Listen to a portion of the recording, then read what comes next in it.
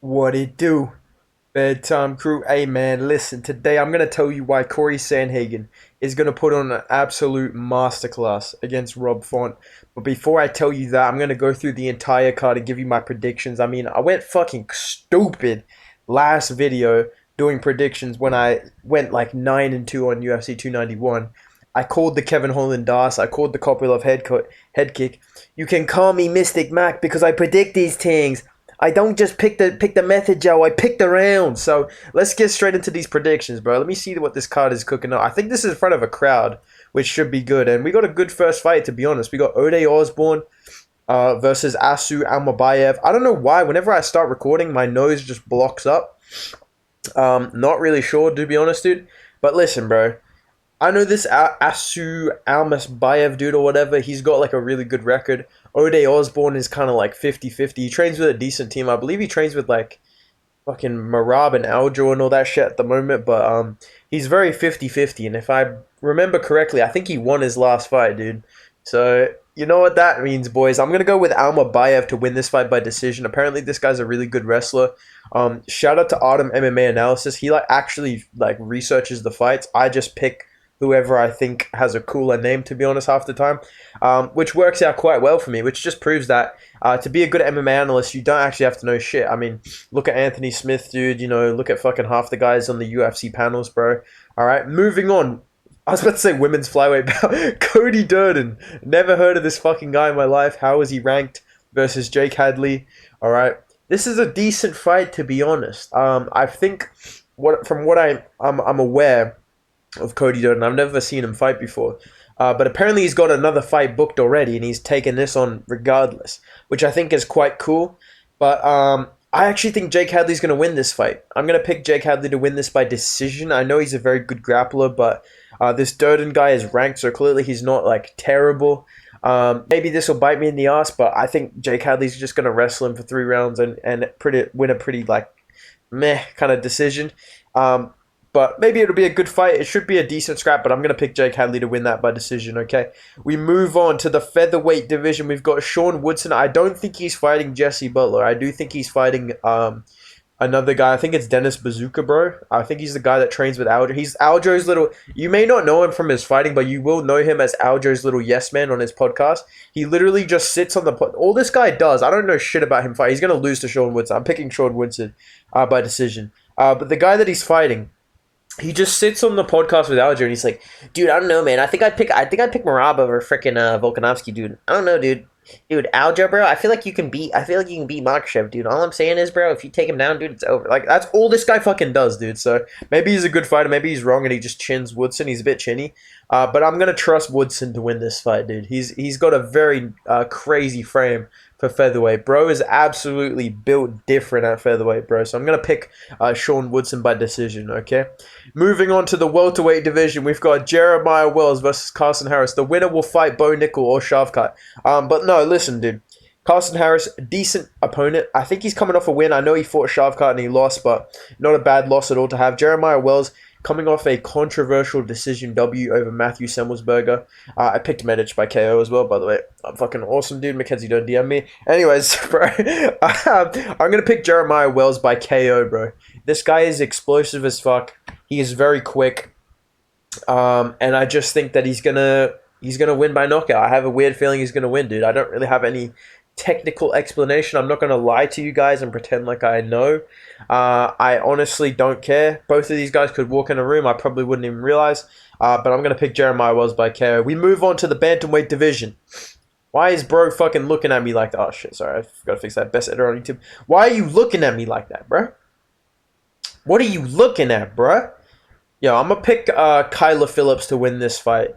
I'm going to go with Phillips by TKO. Now, I know that may not be a good pick, but Hani Barcelos just got chinned badly by Umar Nurmagomedov, who was supposed to fight on this card. And if you're coming off a stone-cold dead knockout... Sorry, I just got to scratch my nuts. If you're coming off a stone-cold dead knockout on the same card as the guy who put you in that stone-cold dead knockout, you're coming back too soon, man. You're coming back too fucking soon. This is not an Alex Pereira situation where he's moving up a weight class or some shit, or he was winning that fight and he got chinned. It was Umar, bro. He's not necessarily this crazy power hitter, and he put Barcelos out bad, dude. So I think Phillips is actually pretty decent. He's looking pretty devious, but I'm going to pick Phillips by TKO, dude. He's got a very unique striking game, decent grappling as well. He's pretty well built for bantamweight, not a big bantamweight, but not a small one either. I think Kyler Phillips is a little bit more dangerous, a little bit more well rounded, especially early on, and I think he's going to catch Honey Barcelos sleeping, bro. So I'm going to pick Kyler Phillips by TKO. We move on to this fucking goofball, Billy Quarantillo, versus this fucking goofball, Damon Jackson. Oh, fuck. The featherweight division's so good, guys. I love featherweight. When these two are fighting over who's going to be number 15, what a great division. You need to fight your barber for fucking... Alright, anyways. Billy Quarantillo is going to win this fight against Damon Jackson by TKO, I believe. I think Damon Jackson, what a terrible fighter this guy is. David Jackson, this guy's a retard. No, dude, his chin is just fucked. His chin is absolutely fucked. I just watched the way that this guy moves around. I have no idea how he was on a win streak and got up to fighting Danny Gay. He literally looks terrible when he fights. I don't understand whatsoever. At least Billy Quarantillo, he's got a crazy pace. He's got decent wrestling, you know, quick hands, not necessarily the most power, but he's gonna push a crazy pace, and I think he's just gonna kind of melt fucking Damon Jackson over 3 rounds.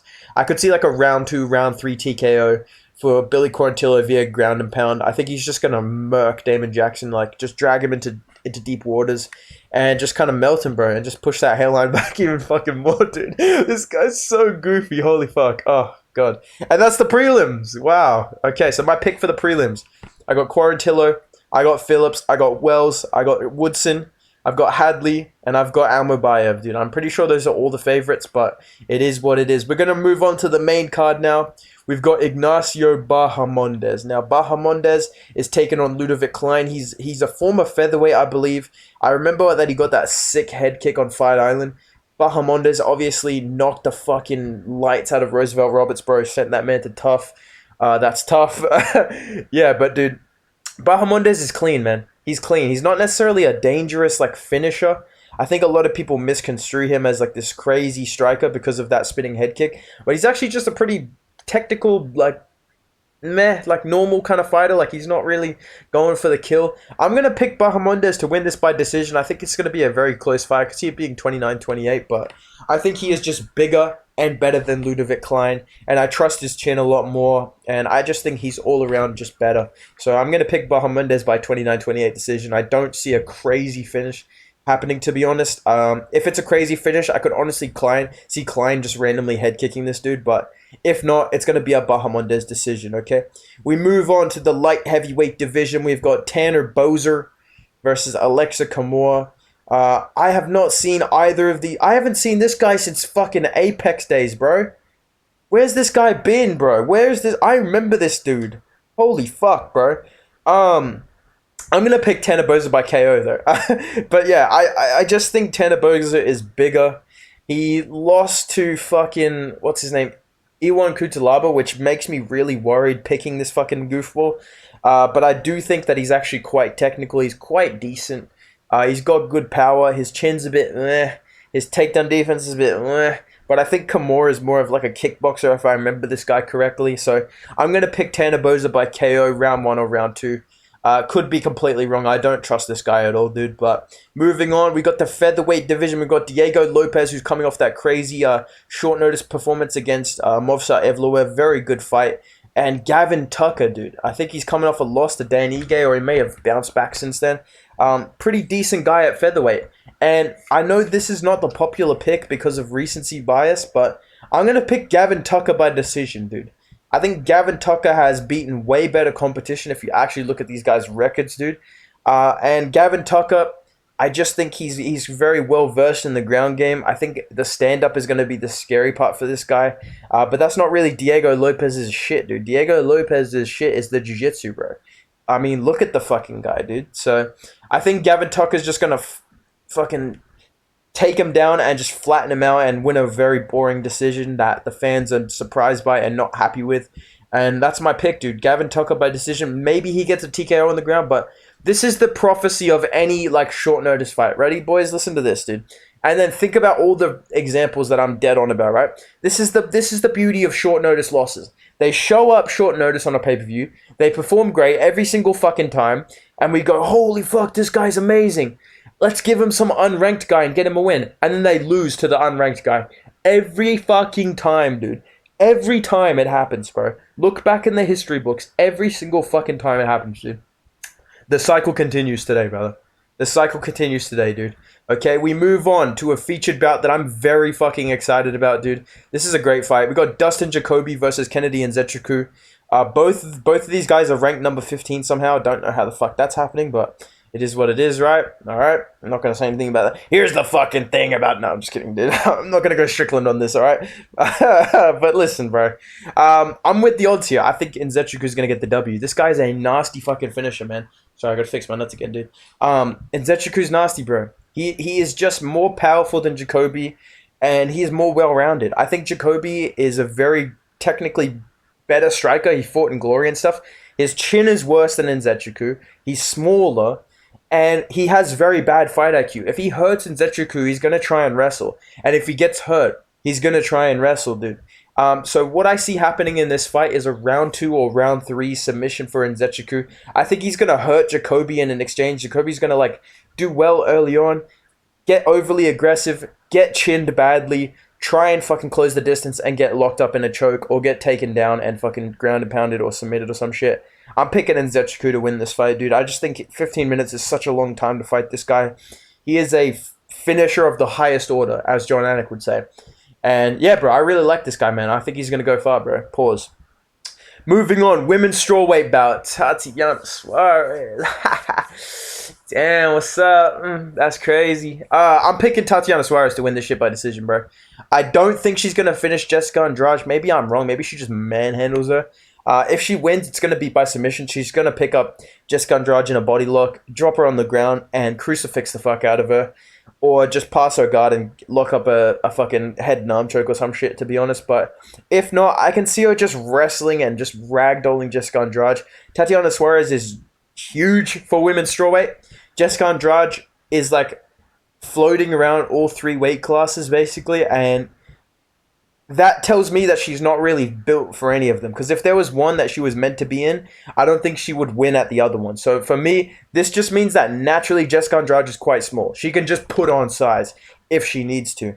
So, she's going to rehydrate big, but the frame of Suarez is bigger is what I'm saying. Jessica Andrade has the frame to be good at strawweight.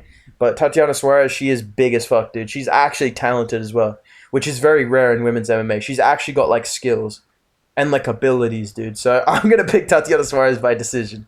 Okay, and now we get to talk about the fight I want to talk about. We got Cory Sandhagen versus Rob Font, and I hate to say this, guys. All right, even though he's my boy, I hate to say this. I agree with Lucas Tracy, dude. I think Cory Sandhagen is just simply better than Rob Font, dude. And I think this is one of those picks that gets people because it's almost so simple that you feel like it's going to go bad, right? Maybe it does, but I don't know. I get the feeling this is one of those easy picks that I'd fumble and be like, no, you know what? I'm going to pick Rob Font because everyone's picking Sandhagen and then just look like a fucking idiot and be the guy that picked Rob Font. And even if Rob Font wins, it's not a good pick, to be honest. Cory Sandhagen is simply better, dude. It's short notice. He's had a full camp. He was preparing for one of the most dangerous prospects in the division. Rob Font is a boxer. Cory Sandhagen's going to leg kick the fuck out of him. He's going to move around laterally. He's going to get the jump on him early. He's going to put Rob Font on the back foot. He's going to mix in takedowns and take him down, bro. Cody Garbrandt was taking this guy down. Cory Sandhagen has better timing on his takedowns. He is not as strong as Cody Garbrandt. I don't think he has the power to finish Rob Font, to be honest. Rob Font, say what you want about the guy. He can take damage, bro. He can really survive and take damage. I think Cory Sandhagen is going to win a 50-45 decision, a 49-46 at best, to be honest. I really don't see this being a competitive fight, to be honest. Maybe if this was fully prepared, Rob Font, knowing in advance, couple months ready, I'm fighting Cory Sandhagen, what do I do? It would be a much closer fight. He's a very good fighter, great boxer, good power. He definitely has finishing potential in this matchup, but unless he catches Cory Sandhagen, he's just going to get fucking outclassed, dude. He really is, bro. Cory Sandhagen, flying knees, head kicks, body kicks, calf kicks, elbows, takedowns, jabs. Like, he just has so many weapons. He is just simply too good. I think. I'm not trying to blow smoke. I know this is gonna like get clipped if he gets KO'd randomly, but I truly believe 9 out of 10 times Cory Sandhagen beats Rob Font. I feel like I'm just manifesting Rob Font winning right now, but regardless, boys, that's my thoughts on this main event. Let me know what you guys think down below. Do you agree? Do you disagree? You probably disagree with me as per usual. And if you enjoyed this video, make sure you drop a like. Make sure you subscribe. I'm going to do a Jake Paul versus Nate Diaz prediction video tomorrow, boys. And yeah, bro, go follow me on Instagram at Bedtime MMA because I just did some sparring footage with Lucas Tracy. I absolutely chinned him. So go check that footage out on my Instagram story. And yeah, boys, I'll see you in the next video. Goodbye.